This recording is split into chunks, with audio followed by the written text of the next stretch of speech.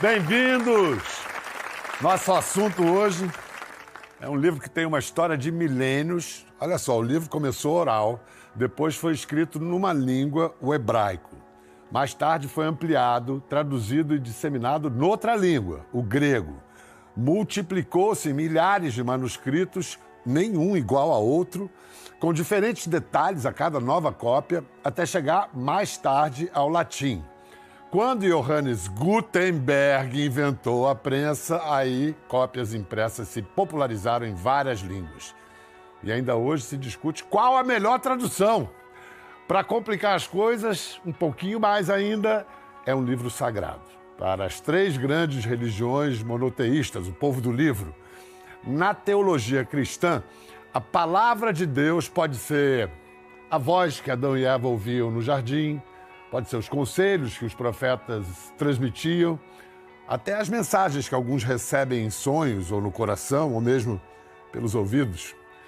Segundo São João, Jesus Cristo é a palavra. Mas, por palavra de Deus, os cristãos se referem mesmo ao tal livro, esse aqui, a Bíblia. Os livros, pois é uma coleção de livros escritos ao longo de 3.000 anos, em lugares diferentes, para públicos diferentes, a respeito de assuntos diferentes. Tem provérbios, poemas, biografias, cartas para confrontar e consolar. Como esses textos chegaram até nós já é uma história fascinante, dos rolos e papiros de tempos tribais aos concílios que definiram quais seriam divinamente inspirados. Da prensa de Gutenberg aos tablets, a Bíblia é, de muito longe, o livro mais vendido e mais lido de todos os tempos, com bilhões de exemplares em todo o mundo.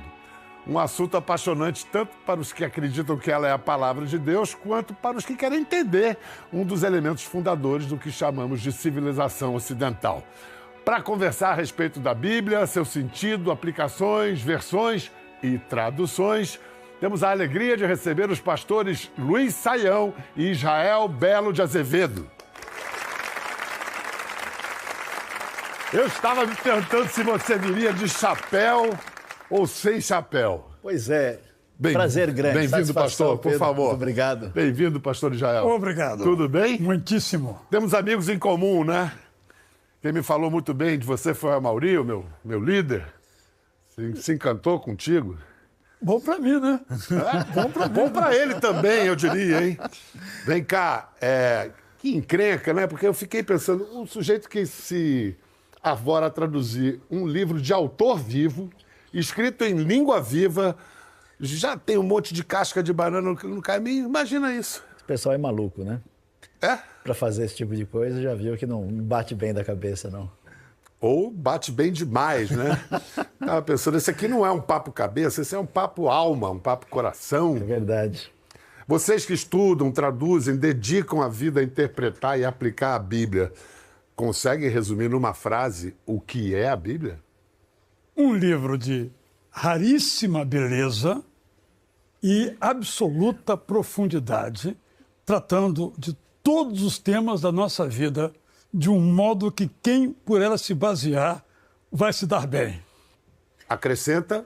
É o registro do toque da eternidade dentro da finitude do tempo, que mexe com a vida e o coração das pessoas e tentam traduzir isso em palavras que permanecem como referência para o indivíduo e para a comunidade da fé e serve de luz para a caminhada da civilização. É bacana você mencionar de cara a palavra comunidade. É um livro para ser lido comunitariamente?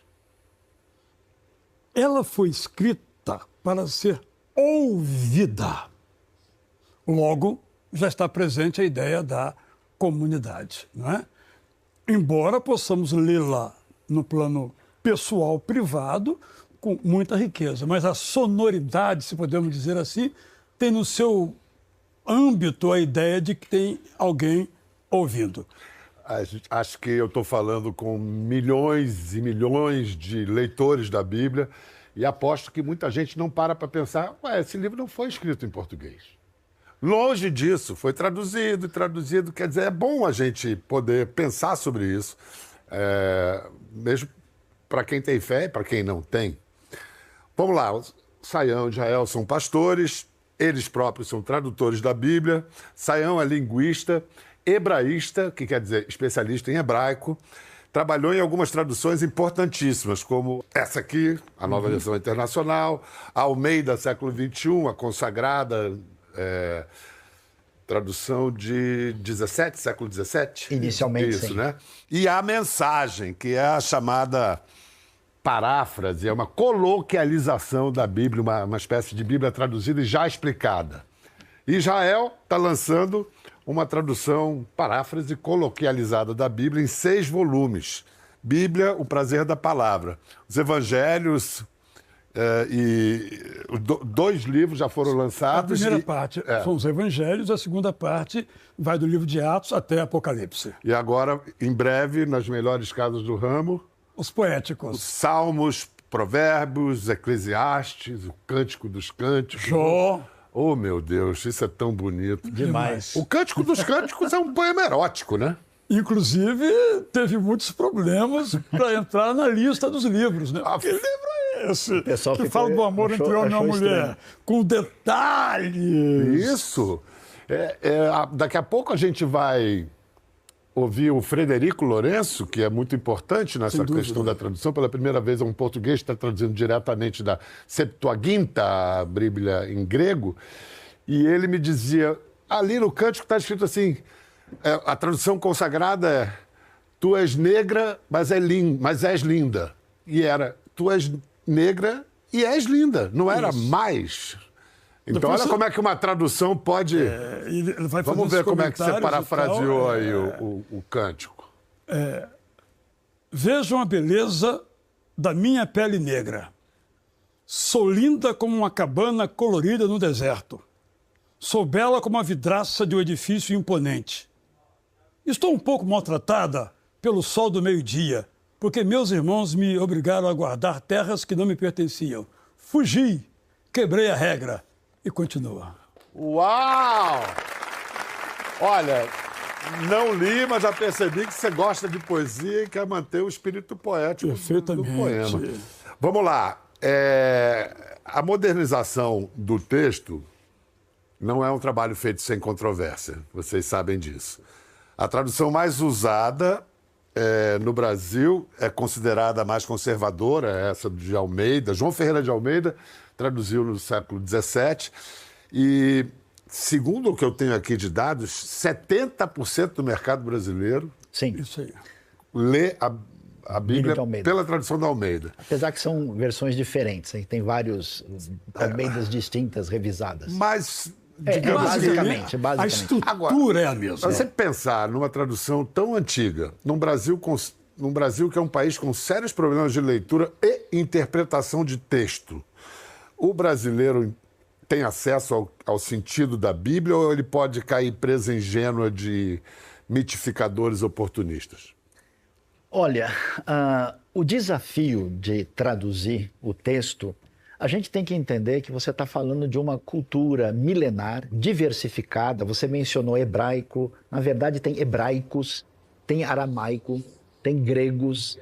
E aí lidar com tudo isso e ter acesso ao que a arqueologia, o que a linguística, a ciência traz para a gente, é fundamental para você, de fato, ir atrás. Vocês comentaram, por exemplo, essa questão da palavra negra, que no hebraico originalmente é shorá.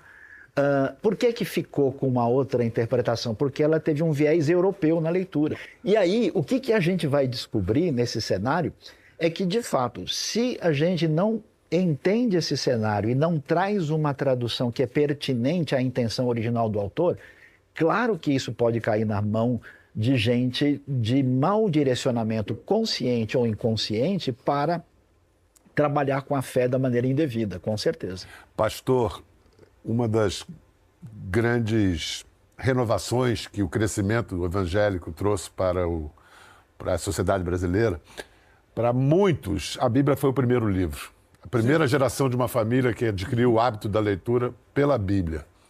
Mas aí como é que existe uma leitura crítica, é uma leitura direcionada pelo pastor? Mais uma vez, podem ser presas inocentes? Biel, a minha tese, daí esse meu trabalho, é que o texto bíblico, ele é simples. Só que, quando foi traduzido, e sempre que for traduzido, tem que se levar em conta que a língua muda. Não é? Você, quando escreveu o seu primeiro livro, você não escreveria agora do mesmo modo, porque mudou. Então, quando nós temos uma tradução que pode ser literal, como Almeida, ou mais livre, como a mensagem, como a prazer da palavra, eu entendo que aí você chega mais perto da intenção do autor. Por quê? Como é que você toma uma metáfora? Vou dar um exemplo aqui muito claro. Jesus disse assim, na versão tradicional, eu não vim trazer a paz, eu vim trazer a espada. Ora, ele disse, felizes Como são... assim?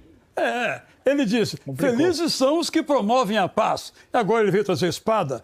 Ali, espada é uma metáfora para a decisão. Eu vim trazer uma decisão. Então, uma boa tradução não pode traduzir espada, tem que traduzir No entanto, decisão. essa é a tradução consagrada. E aí as pessoas fazem o uso indevido do que a Bíblia não disse. Jesus não disse isso. Mas o que você falou é muito importante, a evolução da língua. Vamos ver o Pai Nosso de 1681, traduzido por João Ferreira de Almeida. Pai nosso que estás nos céus, santificado seja o teu nome, venha o teu reino, seja feita a tua vontade, assim na terra como no céu. Tá boa a minha pronúncia? Tá ótima. O pão nosso, é o pão nosso de cada dia, nos dá hoje. E perdoai nas nossas dívidas, assim como nos perdoamos aos nossos devedores. E não nos metas em tentação, mas livra-nos de mal. Parece um padre do Jô Soares alemão, né? Porque teu é o reino e a potência. Brincadeira. Eu amo o Pai Nosso, acho a coisa mais linda. Bonito demais. É uma coisa extraordinária. Amém. Então, diante do que a gente vê, o que essa Almeida vendida no século XX tem a ver com aquela Almeida ali? Então, você tem o Almeida, ele começou a traduzir a Bíblia quando ele era adolescente. Ele nem terminou, né? Ele começou com 17 anos. Isso, né? Jacobus Op den Akker, um holandês, é que terminou. Agora, a gente tem que entender o seguinte, você está no século, ele publica o Novo Testamento em 1681. A Bíblia completa, ela só é disponibilidade, impressa em 1748. Então você está num mundo com conhecimento muito limitado dessa realidade que hoje nós temos. No então, mínimo disperso, né? Não, assim, você não tem manuscritos do Mar Morto, você não tem arqueologia. Mas aí você entrou para o meu próximo assunto. Manuscritos do Mar Morto não tem 100 anos. Sim, então, mas eu quero dizer que o Almeida está muito limitado. Agora, o que o pessoal faz, então? Lendo aquela base, faz o que a gente chama de ajuste estilístico, contemporanização da linguagem, porque tem coisa de 100, 200 anos atrás que é incompreensível nos nossos dias. Né? A palavra jornaleiro, por exemplo, há um século atrás, queria dizer diarista. E aí tem um texto antigo de Almeida, quantos jornaleiros de meu pai têm pão em abundância? Como assim jornaleiro, né? Agora, eu acho muito fascinante esse paradoxo, que o que tem de mais antigo e que, com relação à Bíblia, aos textos, é o mais recentemente descoberto, não tem 80 anos os manuscritos do Mar Morto. Mudou tudo na tradução da Bíblia? Não mudou absolutamente nada. Mudou, não? Não mudou nada. Então, veja, o que acontece. Não entraram aquelas notas de pé de página? Alguns manuscritos Sim, não mencionam esse trecho. O que acontece? O Antigo Testamento é um texto que nós tínhamos como base o manuscrito de São Petersburgo, da Idade Média do ano 1000. O manuscrito do Mar Morto são 1000 anos mais antigos. Então, o que é interessante? É como esse texto foi extraordinariamente bem preservado. Tem dificuldades? Tem.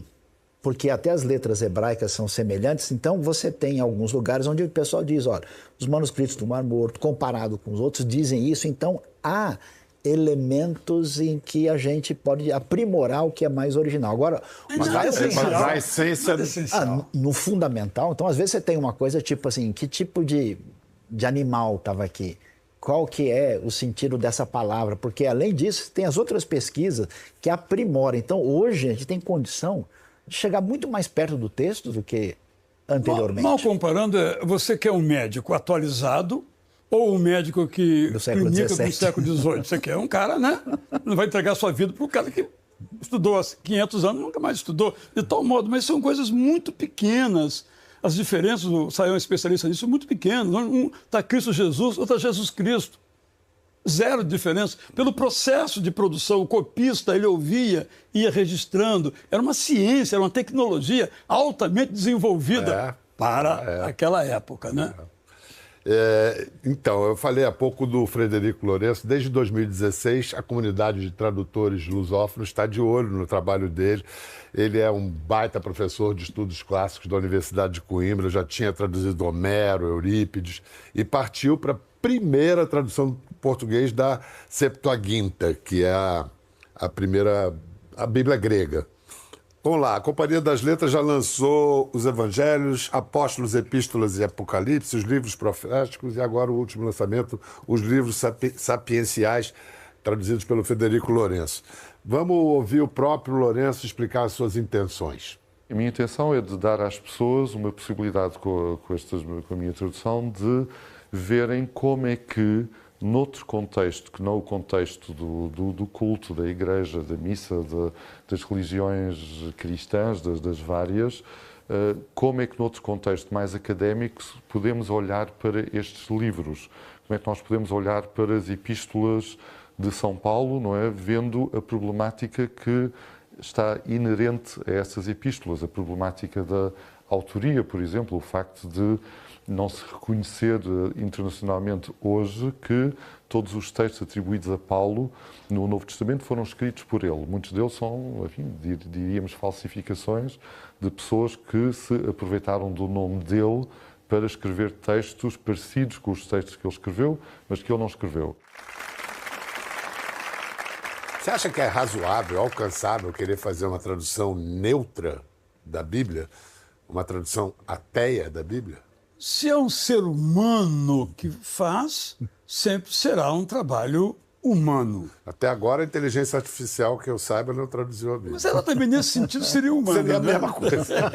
Porque é por isso que a coisa linda na Bíblia é que você tem uma tradução, depois vem um e diz, espera aqui eu posso melhorar aqui, e aí nós vamos crescendo. Para mim, o mais importante é a gente ter uma confiança de que aquilo que nós lemos hoje, seja numa versão tradicional, literal, seja numa literária mais livre ou parafraseada, que nós estamos lendo os mesmos livros, claro, não no detalhe da palavra. Antigamente não tinha pontuação, não tinha letra minúscula, não tinha maiúscula, não tinha título de livro, não tinha capítulo, não tinha versículo, não tinha nada disso. Mas o conteúdo essencial é o mesmo. Na Bíblia tem o trecho da carta de Paulo a Timóteo.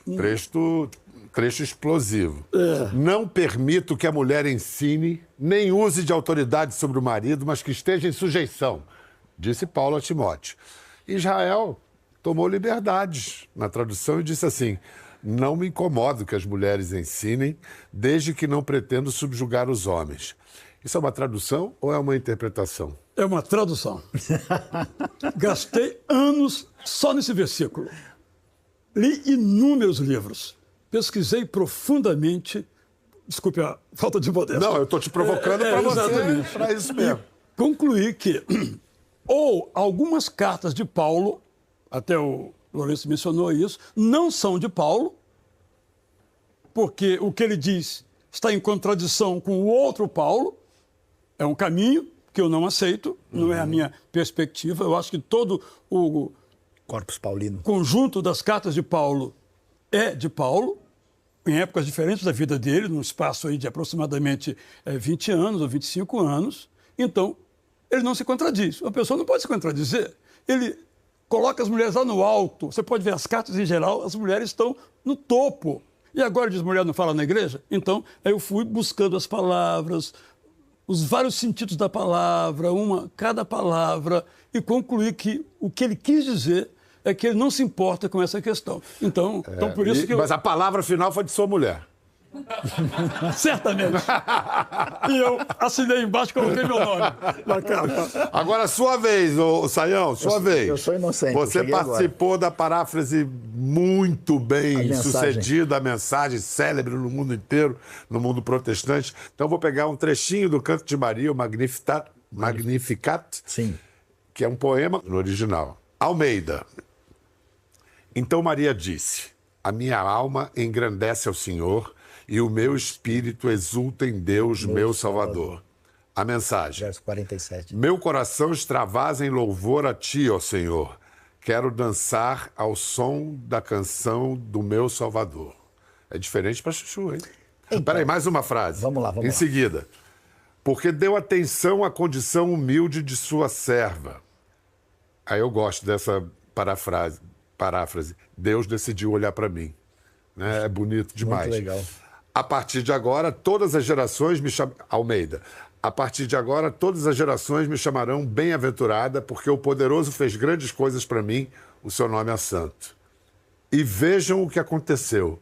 A mulher mais feliz da terra sou eu. O que Deus me fez nunca será esquecido, o Deus cujo nome é santo, para sempre engrandecido, rimando. Então, qual que é o desafio? Quando você tem um texto... Gerou debate também, né? Ah, com certeza. Né? Senão também não tem graça, né? Se não botar a pimenta, a sopa não fica gostosa. Então, o que acontece é que você tem uma expressão dentro de uma maneira de organizar a sintaxe de uma língua num ambiente, no mundo, que não está mais à nossa disposição. Então, por exemplo, o nosso platonismo vai sempre dizer que dança não é próximo da espiritualidade. Há correntes dentro da tradição judaica que diz que você nunca consegue se encontrar com Deus se não for dançando.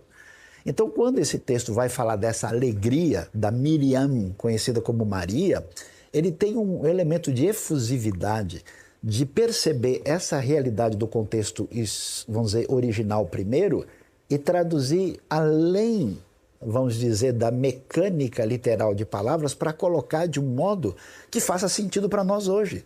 Porque o que uma palavra, o que uma coisa significa naquele contexto não é exatamente a mesma coisa. É como quem fala português, onde a gente resolveu inventar que duas negativas continuam negativas. Essa história de tradução é tão fascinante que nos livros do Frederico Lourenço, que eu leio com grande prazer, porque é muito bonito, mas me interessa muito, às vezes, muito mais as notas de pé de página, onde ele explica como é que ele tomou tal decisão ou outra. Vamos ver o Frederico Lourenço falando das controvérsias a respeito do texto bíblico, quando eu menciono para ele o trecho final do Evangelho de João. Ele desenvolve. Não penso que o mundo tivesse espaço para tantos livros escritos se todas as coisas que Jesus fez fossem narradas. Sim, é uma ode ao personagem literário. Sim, e abre também essa porta para podermos aceitar que muitas coisas que Jesus disse não foram nunca escritas e quem sabe se algumas das coisas que lhe foram postas na boca são coisas que os cristãos gostariam que ele tivesse dito, mas que ele não disse. Isso também são questões que nas notas eu vou discutindo e apresentando a problemática sobre isso. Eu tento nunca dar a minha opinião sobre essas questões muito problemáticas, como, por exemplo, se Jesus na cruz perdoou ou não às pessoas que o crucificaram, como aparece somente no Evangelho de Lucas. Não há dois manuscritos iguais. Portanto, havendo mais de 5.000 manuscritos que contêm textos do Novo Testamento anteriores à primeira edição impressa, 1516, não há nenhum manuscrito igual, não há nenhum papiro igual. Há sempre palavras que são um bocadinho diferentes. Há manuscritos em que Jesus perdoa quem o crucifica na cruz e outros em que ele não faz isso. Há manuscritos em que Jesus perdoa a mulher adúltera, outros em que esse episódio não existe em João. Portanto, temos de aceitar que querer um texto também completamente uniforme é também um artificialismo, porque se os autores que escreveram estes textos pudessem ler as nossas Bíblias hoje em dia, ficariam certamente surpreendidos por ver, mas eu não escrevi assim. Foi isso que eu falei. Não foi isso que eu escrevi, Eu escrevi parecido, mas não foi com esse tempo verbal, não foi com esse versículo, não foi... Agora, essa questão ela é interessante e vale a pena a gente prestar atenção, porque o pessoal que trabalha com crítica textual, por exemplo, a última edição, a 28ª edição do trabalho chefiado por Kurt Aland, né, e Eberhard Nestle, que envolve uma comissão diversificada, trabalha com os manuscritos, existem. Em parte, o que ele diz faz sentido, existem discussões, diferenças, mas não é assim que tem um monte de manuscrito diferente. Os manuscritos, às vezes, são diferentes em coisas muito pequenas. E, por exemplo, quando você lê todo o conteúdo dos evangelhos, quando você vê o texto dizendo que Jesus perdoou e olha todo o cenário, o raciocínio lógico nos leva a que é muito mais provável que Jesus enfatizou a realidade do perdão, porque isso está em toda coerência com a literatura que está lá. E o texto que ele mencionou da mulher adúltera é o texto de João 7:53 até 8:11. E, de fato, o texto interrompe, né, uma sequência que vai do 52 até o 8:12, e ele é um trabalho editorial teológico. Mas não é assim que o pessoal fez a coisa meio do nada, é porque isso era pertinente à proposta. E nem é muito posterior. Então assim... Todos os manuscritos mais conhecidos e registrados já trazem isso, desde o século I. Então não foi uma coisa que alguém no século XIV, ou vamos colocar esse negócio. Isso não existe, isso é importante por causa da teoria da conspiração, isso não existe. Isso eu quero existe reforçar um pessoal a confiabilidade. Que tudo que vê acha um motivo para uma dificuldade maior do que existe. E existe um outro que quer tudo colocar certinho, simplificar como demais. se não tivesse problema nenhum. Sim, então não é bem assim. Eu quero saber o seguinte, o Lourenço, ele tem formação cristã, mas não me parece que é cristão, praticante pelo menos não. Ele vê as controvérsias de maneira fria. Essas questões existem, a gente está falando aqui. Para vocês que, além de estudiosos, são homens de fé, essas questões arranham o dogma da divindade do texto sagrado? Para uma pessoa que gosta desse tipo de, vou usar uma palavra mais moderninha aí, treta, sim. Mas para as pessoas em geral, não. Eu tenho muita dificuldade... As redes sociais vivem de treta. Vivem disso. Eu tenho muita dificuldade. É a razão de ser. Na minha versão, não tem a palavra treta. Ótimo. Mas estou pensando em Na colocar... próxima já vai ter. A revisão vai ter que ter. Porque se eu dou uma palavra realmente de uso muito geral. O meu problema é quando alguém pega uma teoria. Por exemplo, um dia eu li um livro de um Jean-Dominique Rostand. Ele fala assim, no mesmo dia em que Pilatos entrou em Jerusalém com seu cavalo imperial, Jesus entrou montado no jumento. Isso é lindo. Não tem nada Nota de rodapé, 0. Informação histórica, 0. Apesar da neotretização presente no nosso contexto, o texto bíblico, ele vem de propósito com todas as suas, entre aspas, imperfeições, que é como uma pessoa que nunca comeu uma comida diferente, exótica, e está acostumado com um sabor trivial, e depois ele fala, nossa, esse negócio é diferente. Então, uma coisa curiosa no texto é que, de propósito, ele tem um elemento escandaloso. Ele tem um elemento em que a sua referência é mais ampla do que a gente imagina. Quer ver a coisa mais maluca? Esses são traços de literatura que você está citando. Mas o texto é literatura. Total. Mas é uma literatura... A Bíblia é alta referência. literatura. Alta literatura. Que coisa doida. Não falaram agora do problema das mulheres, se elas podem ou não podem, não sei o que e tal. Quando você vê o momento máximo da chegada do perdão de Deus, da salvação em Cristo, a ressurreição de Jesus, quando ela acontece... Quem é a pessoa protagonista que vai dar a notícia mais importante? É Maria Madalena.